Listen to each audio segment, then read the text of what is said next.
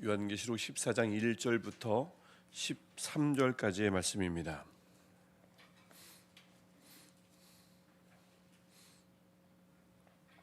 요한계시록 14장 1절부터 13절까지 말씀, 우리 한 절씩 오늘도 교독하고 마지막 절 13절은 함께 읽도록 하겠습니다.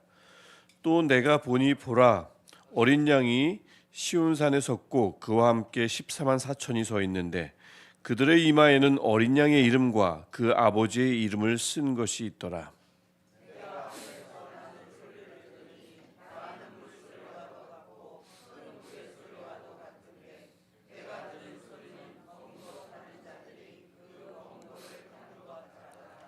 그들이 보좌 앞과 내 생물과 장로들 앞에서 새 노래를 부르니 땅에서 속량함을 받은 14만 4천 밖에는 능히 이 노래를 배울 자가 없더라.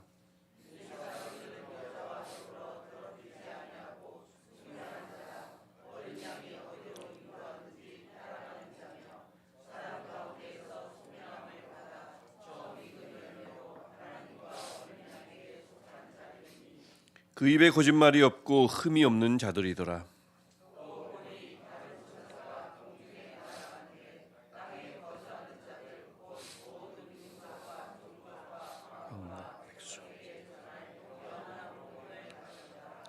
그가 큰 음성으로 이르되 하나님을 두려워하며 그에게 영광을 돌리라. 이는 그의 심판의 시간이 이르렀음이니 하늘과 땅과 바다와 물들의 근원을 만드신 이를 경배하라 하더라.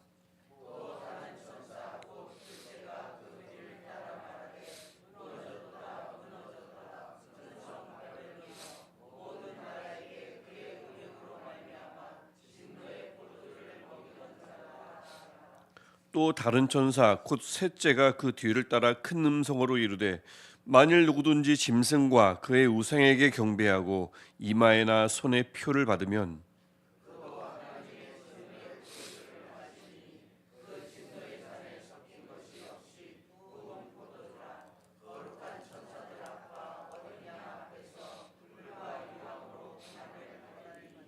그 고난의 연기가 세세토록 올라가리로다. 짐승과 그의 우상에게 경배하고 그의 이름표를 받는 자는 누구든지 밤낮 쉼을 얻지 못하리라 하더라.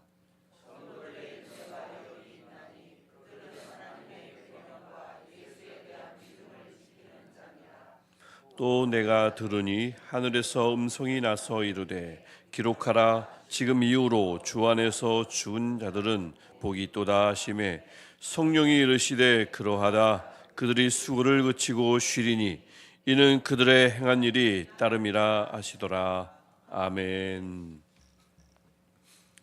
우리가 어제는 우상을 경배하면서 666 나는 우상 숭배자입니다 라는 이름표, 우리 방금 본문에도 나왔듯이 이름표입니다. 이름표를 받은 이들을 우리가 어제 보았는데, 오늘 본문 14장에 나오는 본문은 그들과 완전히 대조를 이루는 이들입니다. 그 무리들의 환상을 요한이 1절에서 또 내가 보니, 또 다른 환상을 하나님이 보여주시고 요한은 그것을 놓치지 않고 보고 있는 것을 알 수가 있습니다. 그래서 1절을 보면 그들이 누구인가 봤더니 어린 양과 하나님의 이름이 이마에 적혀 있는 이들입니다. 어제도 잠깐 666을 이 새긴 이들과 대조를 하면서 언급을 했었죠. 다시 한번 말씀드리지만 이 하나님의 이름을 이마에 새겼다고 해서 정말 새겼거나 몸속에 무엇을 주입하거나 그런 뜻이 아니고요. 그들이 어린 양과 하나님의 이름을 이 이마에 적었다는 것은, 적혀 있다는 것은 그들이 하나님과 어린 양에 속했다는 거고요. 그들이 하나님과 어린 양만 경배한다는 뜻입니다. 그래서 4절을 보십시오. 4절도 똑같은 표현이 나옵니다. 어린 양이 어디로 인도하든지 따라가는 자고요. 하나님과 어린 양에게 속한 자입니다. 이마에 새겼다는 것은 바로 그런 뜻인 거죠. 그래서 그들은 주님 이외에는 어떤 우상도 따르지 않습니다. 그들은 주님 이외에는 아무도 그들을 소유할 수가 없습니다. 하나님만 따르는 자, 어느 누구도 소유할 수 없지 하나님만 소유한 자, 이게 바로 14만 4천 명이며 바로 그들이 이마에 하나님의 이름을, 어린 양의 이름을 적힌, 그 이름이 적힌 자들인 것입니다. 저와 여러분도 그런 자들이기를 축원합니다. 그래서 이를 가리켜 순결하다고 하는 겁니다. 4절에서 보면 순결하다 말씀하죠. 또 이를 가리켜서 5절에서 거짓이 없고 흠이 없다라고 말하는 것입니다. 도덕적인 개념을 말하는 게 아니에요. 물론 도덕적으로도 거짓이 없고 흠이 없으면 순결하면 좋지요. 하지만 도덕적 개념이 아니라 그들은 우상에게 조금도 내어주는 것이 없는 완전한 신부, 순결한 신부임을 말하고 있는 것입니다. 그들을 아무도 소유할 수가 없어요. 그들은 어느 누구도 따라가지 않습니다. 하나님만 따라갑니다. 그러니 순결하다, 거짓이 없다, 흠이 없다 말하는 거죠. 그래서 그렇게 온전한 신앙인들이다 보니까 그들의 수조차 14만 4천 명, 완전 수를 상징하는 수입니다. 정확하게 그 숫자의 사람들을 가리키는 것이 아닙니다. 신천지처럼 상징입니다. 12 곱하기 12 곱하기 1000 해서 하나님의 무리, 하나님을 따르는 완전한 백성들은 그 수마저 완전할 것임을, 하나님 보시기에 완전할 것임을 보여주고 있는 것입니다. 그래서 그런 이들이, 완전한 이들이 서 있는 것조차 완전해요. 어린 양과 함께 우리 1절에 보니까 어디에 서 있습니까? 시온산에 서 있습니다. 시온산은 그리스도의 승리와 하나님의 승리와 통치, 하나님의 통치와 어린 양의 통치를 가리키는 곳입니다. 그것이 바로 시온산인데 그곳에 14만 4천 명이 함께 서 있습니다. 무슨 뜻이겠습니까? 그들이 이겼다는 뜻입니다. 그들도 결국 하나님의 통치에 참여한다는 뜻입니다. 우리가 걸어야 할 그 길, 그 끝을 14만 4천 명을 통해서 요한이 미리 보고 있는 것입니다. 그때 하나님은 2절에서 요한에게 소리를 들려주시는데 2절을 보니까 많은 물소리 같은 소리, 1장에서 어린 양의 음성이었죠. 우레소리 같은 소리, 4장과 8장에서 하나님의 임재를 나타내는 소리였습니다. 검은 고 타는 소리와 같은 소리, 다 무슨 같은 소리예요. 정확하게 들리진 않습니다만 이것은 검은 고 타는 소리는 5장에서 네 생물과 24장로가 어린 양 앞에 엎드려서 찬양할 때 가지고 있던 것이 검은 고였습니다.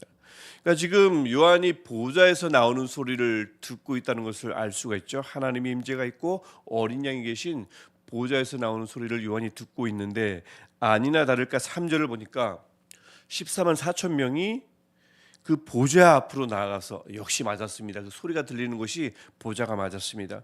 보좌 앞으로 나아가서 보좌 주변에 있던 네 생물과 24장로 앞에서, 당연히 하나님 앞에 노래 부르는 거지만 그 주변에 네 생물과 24장로가 있으니까 그 앞에서 새 노래를 불렀다고 3절이 말씀합니다. 그런데 이 노래를 배울 자가 아무도 없대요. 3절 제일 마지막 끝에 있습니다. 왜 배울 수가 없었을까요? 완전한 자들, 이긴 자들, 순결한 자가 아니고는 노래를 부를 수가 없었던 겁니다. 그 노래를 따라 부를 수가 없었어요. 사탄이나 또 약의 세력이나 모방에 능한 자들이죠. 그들조차도 따라 부를 수 없는 노래, 그리스도인이라 했었지만 이기지 못한 자들, 실패한 자들도 따라 부를 수 없는 노래가 곡조가 어려워서가 아니라 그 가사조차 제대로 알아들 수가 없고요. 그것이 어떤 뜻인지 알 수도 없고요. 은혜가 없으니까, 구원의 은혜가 없으니까. 그러나 구원의 은혜가 없는 자들, 실패한 자들, 악한 자들은 도무지 무슨 노래인지 알 수 없는 노래를 하나님만 알 수 있고 하나님만 받으시는 가장 완전한 노래, 가장 신성한 노래를 14만 4천 명이 부르고 있음을 알 수가 있습니다. 이 찬양조차 우리가 나중에 부를 찬양입니다. 지금 우리가 부르는 노래는 우리가 함께 한 공간에 있으면 누구나 다 같이 부를 수 있지만, 나중에 우리가 14만 4천 명 속에 섞여 있어서 그곳에 끼어서 함께 부를 노래는 아무도 따라 부를 수가 없습니다. 14만 4천 명만 부를 수 있는 노래를 우리도 나중에 부르게 될 것입니다. 완전한 찬양 말입니다. 사탄이 두려워 벌벌 떠는 찬양, 함부로 모방할 수 없는 그 찬양을 우리가 할 것입니다.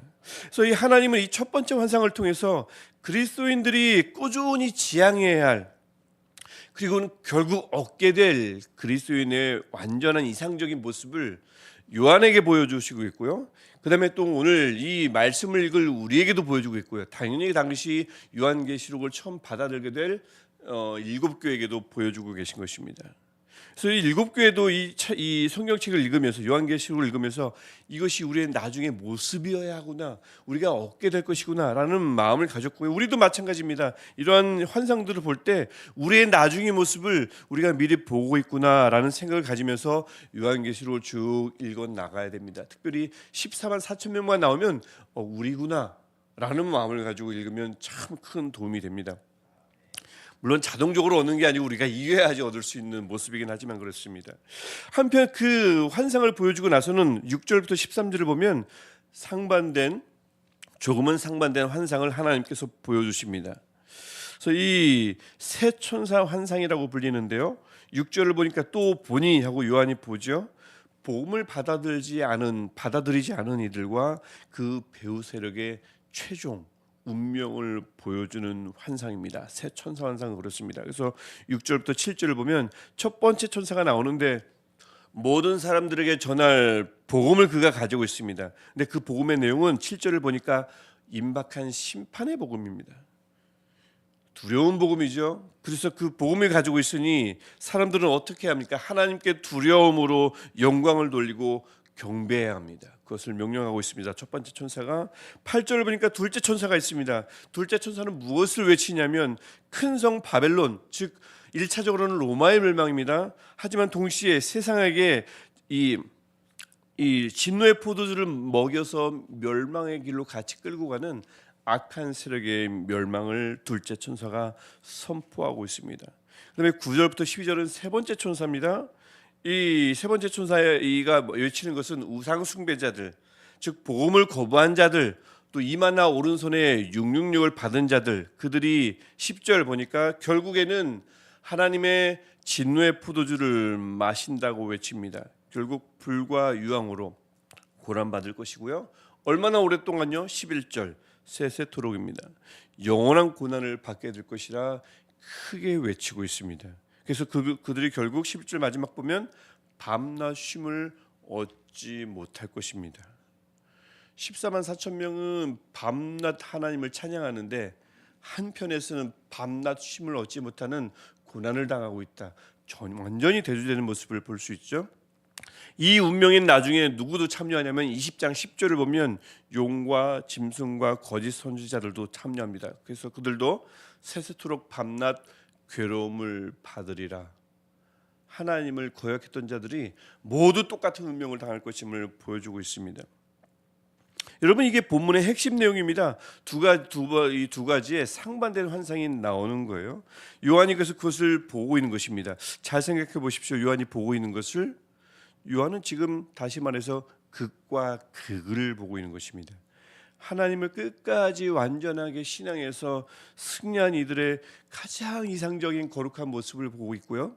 반대로 하나님을 철저하게 거부한 악한 세력, 또 그들을 따라간 이들, 즉 신앙에서 실패한 이들의 처절한 모습을 짧은 시간 안에 동시에 보고 있는 것입니다. 그걸 다 본 요한이나 이 말씀을 처음 받아든 일곱 교회나 어떤 생각이 들었을까요? 당연히 순결한 14만 4천 명이 되고 싶다 했겠죠. 더럽혀진 바벨론, 로마, 사탄의 운명에 참여하고 싶지 않겠죠. 누구라도 그렇게 생각했을 것입니다. 지금 이 말씀을 함께 나누고 있는 저와 여러분도 마찬가지 아니겠습니까? 당연히 순결한 14만 4천 명이 우리가 속해야죠. 그런데 이것을 당시에 받아들였을 일곱 교회의 현실은 어떻습니까? 어마어마한 박해가 있잖아요. 예수 믿는다고 경제적으로 어렵잖아요. 아직 갈 길이 멉니다. 예수님은 곧 오신다고 했던 것 같은데 아직 오시질 않았어요. 갈 길이 멉니다. 그러니 그 과정 중에 그들은 알아요. 하나님 이외에 의지할 만한 것들이, 필요할 만한 것들이 굉장히 많다는 것을 잘 알고 있습니다. 그래서 그것들을 우상처럼 섬길 수도 있고 의지할 수도 있고 그것들을 통해서 만족을 누려서 순결한 신앙을 지키지 못할 수도 있지 않을까, 그런 염려와 우려가 그들 안에 왜 없겠습니까? 게다가 지금 요한계시록이 계속 우리에게 보여주지만 사탄은 어딘가의 구석에서 자고 있는 것이 아닙니다. 계속해서 그 세력을 떨칩니다. 속입니다. 미혹합니다. 만몬이 최고라고 외칩니다. 살아보니 알지 않냐고 외칩니다. 사탄은 절대 가만히 두고만 보지 않습니다.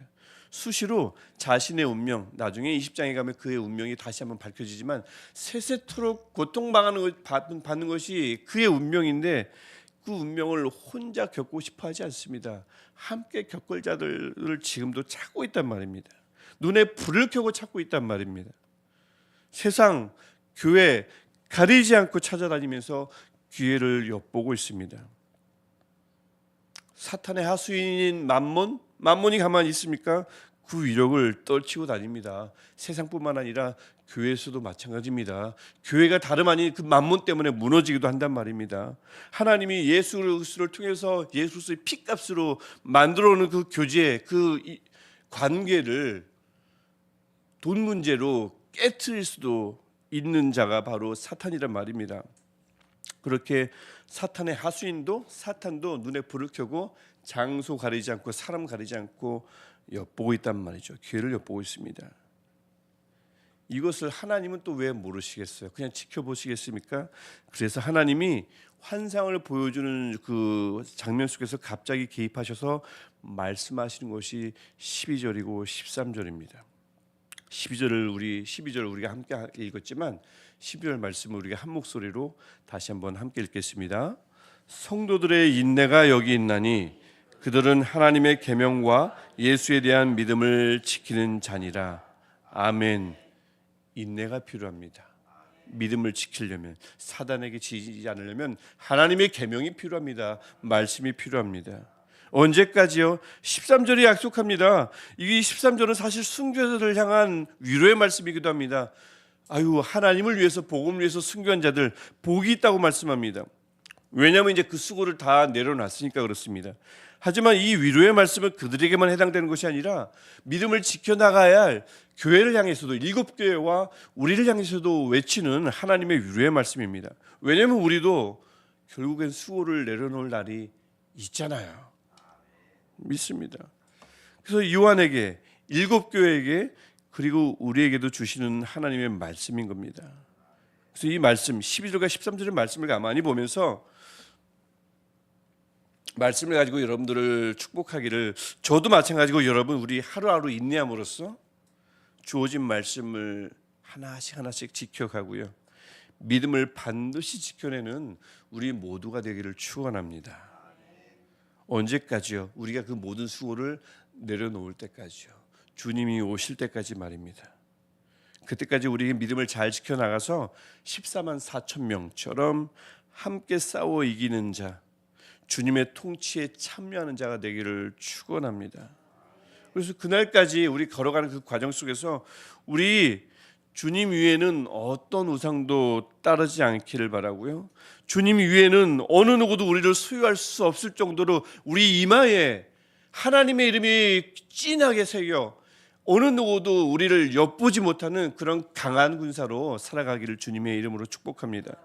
그래서 어린 양이 어디로 인도하든지 따라가고, 어디로 인도하든지입니다.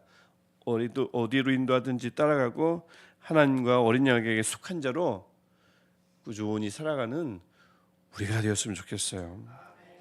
그럼 그날에, 반드시 올 그날에 우리 모두가 하나님의 이름을 이마에 새긴 순결한 자 14만 4천 명 속에 섞여 있어서요, 그 안에서 저기도 있구나 우리가 서로를 알아보면서 그 안에서 우리 함께 누구도 부를 수 없는 새 노래를 보좌 앞에서 한 목소리로 부르는 우리 모두가 되기를 축원합니다.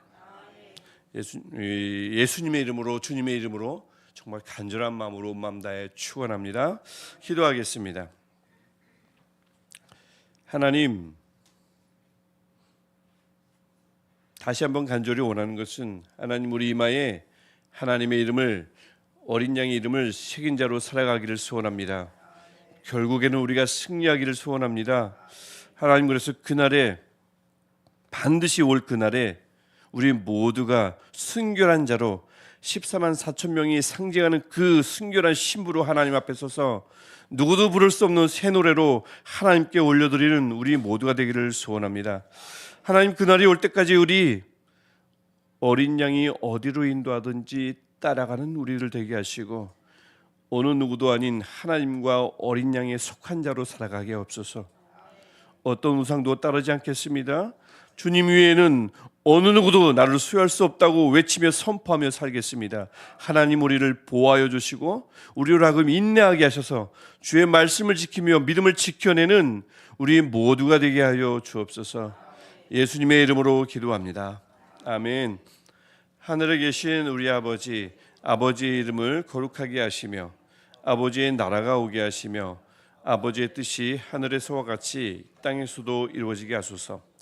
오늘 우리에게 일용할 양식을 주시고 우리가 우리에게 잘못한 사람을 용서하여 준 것 같이 우리 죄를 용서하여 주시고 우리를 시험에 빠지지 않게 하시고 악에서 구하소서.